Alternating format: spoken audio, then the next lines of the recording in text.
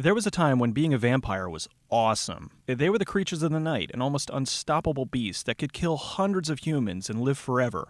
Countless works of fiction showed them in different ways, from the stoic beauty of Bela Lugosi's Dracula, to the vicious aristocrats of the Anne Rice novels, and even the rebellious punks of the Lost Boys. Through the years, we've had vampires that were all different, but shared one thing in common. They were badasses. Then one day, along comes Twilight. Now vampires aren't brutal blood-sucking savages, but soft, tender-hearted fops who shimmer like party favors in the sunlight and listen intently to teenage poetry. Fuck that. I want vampires that move like Ducatis, kill humans by the truckload, and never, ever show 1 ounce of emotion. I want vampires like in the movie Priest. Priest is a 2011 action horror film from director Scott Charles Stewart. The movie opens in the giant anthill of SOLA MIRA HIVE. A group of priests, incredibly adept fighters trained by the church, go into the hive to kill the queen. However, it's a trap. A few of the priests survive, but most of them are killed. An amazing animated sequence tells the backstory. In an alternate Earth, there has been a constant war between the humans and the vampires. After years of conflict, the last remnants of humanity built walled cities and lived under the protection of the church. They discovered there were certain people who had incredible powers. The church called them priests and trained them in the art of vampire combat. The priests eventually won the war, and the church took the remaining vampires and placed them in prison encampments. Now with the war over, the church disbanded the priests and tried to integrate them back into society. In the wastelands, Owen and Shannon Pace have made a new life for themselves outside the city. Hey, wait a minute, he's already a vampire. Their daughter Lucy comes home after borrowing Seinfeld's shirt. That top just can't stay closed. It's like it's reading my mind. They sit down to pray when the house is attacked by vampires. They hide Lucy in a trapdoor, and Owen and Shannon try to fight them off. Despite this awesome shotgun, they get slaughtered and Lucy's kidnapped. Over in Cathedral City, we see the church has turned everything into an oppressive dystopia. I think this is the future that Walmart wants. Police-guarded confessional booths? Yeah, I'd probably take my chances out in the wasteland, too. A priest named Priest goes into the confessional. Wait a minute, his name is Priest? That's like in Spawn, when Heaven created his nemesis. The best name they could come up with was Anti-Spawn. Anyway, Priest is confessing his sins. He explains the beginning of the movie was a nightmare he keeps having about an event that happened years ago. He questions the church, but this being an automated service, it gives him no answer. I have questions. Doubts. The person you're trying to reach is not available right now. Priest heads back to his apartment. Why can't I talk? We don't talk to priests. Even in an alternate Earth, it's still not a good idea for young boys to talk to priests. Hicks, the sheriff from the local town, was sent by Owen, Priest's brother. He tells him about the vampire attack and asks for his help to find Lucy. Priest asks the council if they would reinstate his priesthood so he can investigate. Naturally, they decline. Priest decides to go against the church to leave the city, so the clergy sends security to stop him. He easily kicks their ass. On a train, Lucy is caged and tormented by the priest from the beginning of the movie, who's now a vampire. Priest gears up and leaves the city on his motorcycle. Now that's a crotch rocket! He enters the wasteland and finds Owen's house. He meets up with Hicks and they head to the town of Augustine. Is it true what they say about priests? That kid was lying! You wield the hand of God? Yes then. Back in Mega City, the council reinstates a group of priests to go after Priest. Priest and Hicks head to Nightshade Reservation. It's cool, but what exactly is the point of building it over a giant gorge? After the apocalypse, 3 things survived: humans, vampires, and chickens. They head to the reservation to find the guards are missing. I thought familiars were illegal. Nobody really enforces it, as long as it's voluntary. They go to talk to one of the vampire familiars, who looks suspiciously like Moby. They head into the prison portion of the facility to find the vampires have completely taken over. Hicks gets attacked by the familiars, and is there some kind of requirement that to be a familiar you have to look like Right Said Fred? Priest then shows up to deliver an epic beatdown. The sun goes down and the vampires come up from the depths to attack. This scene is fucking awesome. Yea, though I walk through the valley of the shadow of death, I will fear no evil. Your words mean nothing to them, priest. For thou art with me.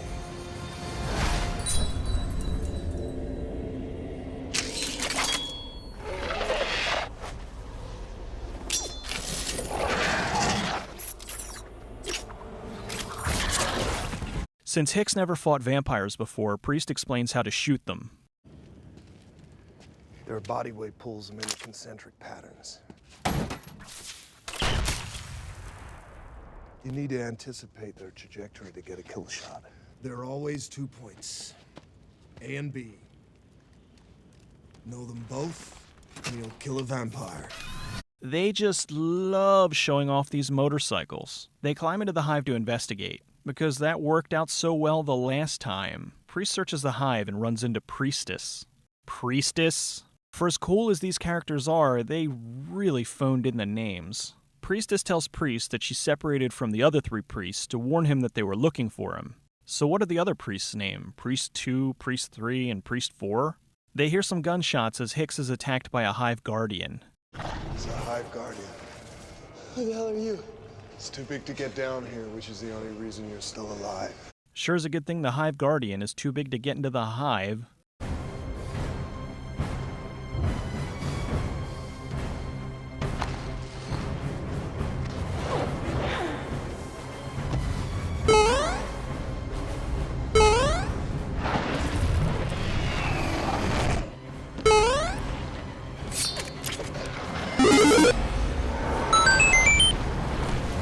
This line is the best line of the movie.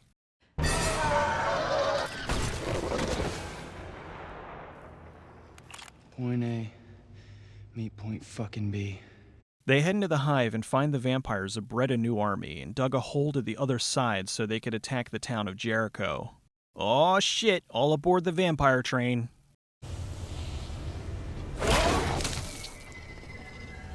The ex-priest turned vampire, now known as Black Hat, attacks the town to gather up the people to place them in the train to keep his livestock. The 3 other priests have a showdown with Black Hat, and oh sweet, he has a batleth. The one priest puts on a good show, but Black Hat rips his heart out.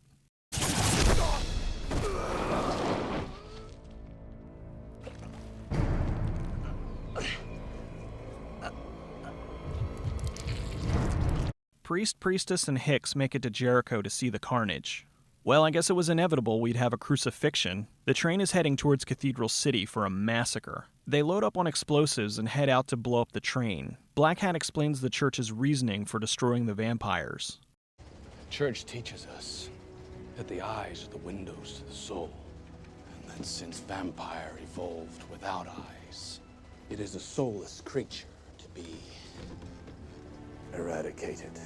Hicks jumps on the train to save Lucy. Priestess fights off the familiars, and Priest squares off with Black Hat. I'm pretty sure this is how they make Slim Jim. Black Hat explains to Priest what happened to him. the queen we had come to kill, my angel of mercy. She turned me into something that had never existed in this world. A human vampire. Vampires in this universe are their own breed, so turning Black Hat makes him the first half-breed, kinda like Blade. All their strengths, but none of their weaknesses, which is why he can be in the sun and not on fire. Priest and Mr. Hat square off in a sort of Matrix meets High Noon battle. Priest gets kicked back and smashes into this air vent, which then vanishes for the rest of the fight. Priestess sets the charges on the tracks. The remaining familiars attack, and she takes them out in some fantastic ways.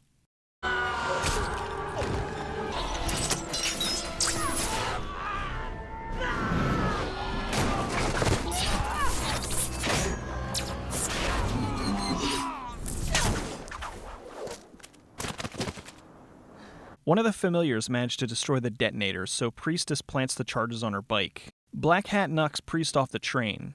The vampires wake up and Priest smashes through the floor to meet up with Hicks. Good thing this armored train has wood floors. They find Lucy, but Black Hat knocks Hicks off the train and incapacitates Priest. Black Hat gives her the pimp hand and takes her outside. Black Hat goes to turn Lucy, but the joke's on him. Gingers don't have souls. Priest uses his cross dagger to stop Black Hat. He rescues Lucy and jumps off the train before Priestess blows it up.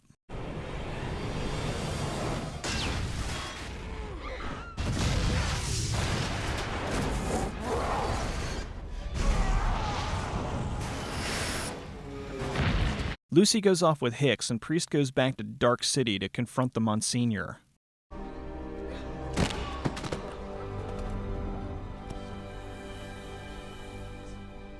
inside the burning train just beyond these city walls.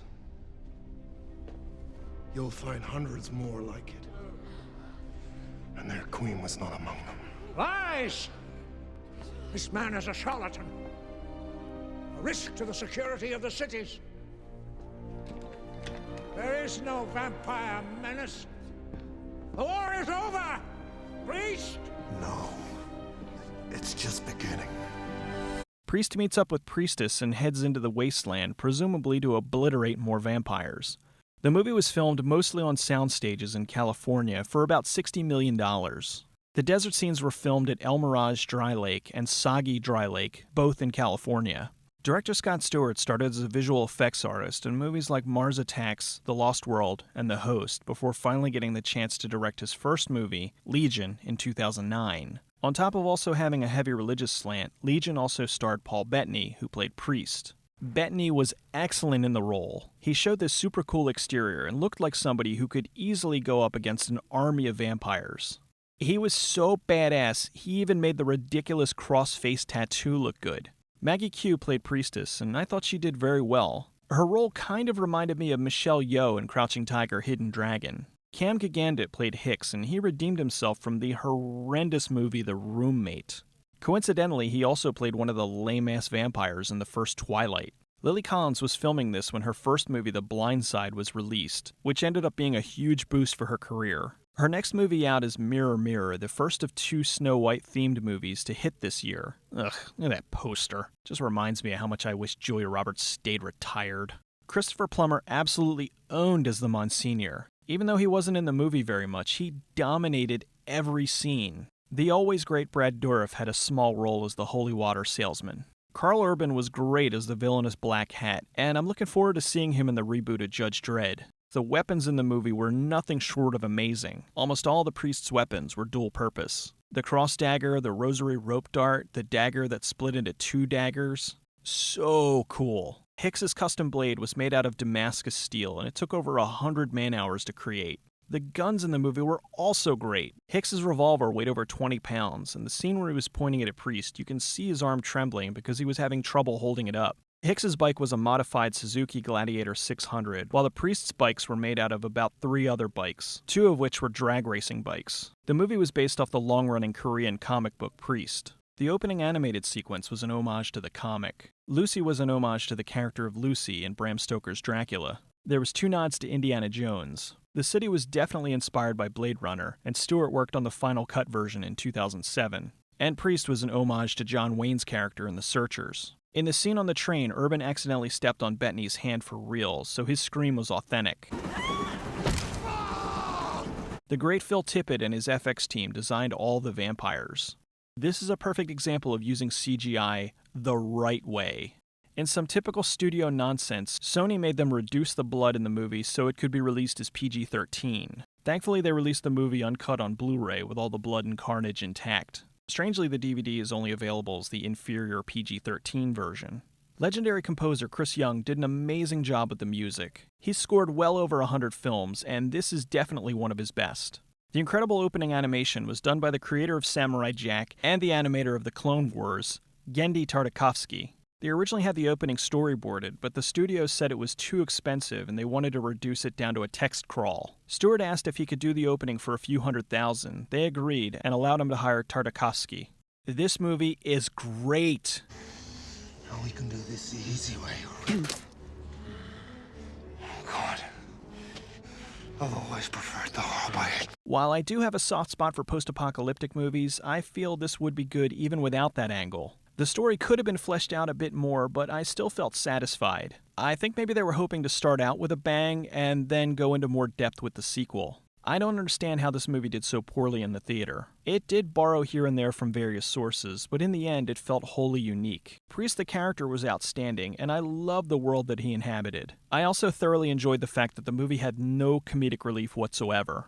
The visuals in the movie are incredible, from Tippett's awesome creatures, to the sprawling landscapes, to the beautiful matte paintings. Priest deserves a sequel. If I have to suffer through Ocean's 12, Ocean's 13, Pirates of the Caribbean 2, 3, and 4, Miss Congeniality 2, Legally Blonde 2, Analyze That, and Tooth Fairy 2, then for fuck's sake, there needs to be a Priest 2.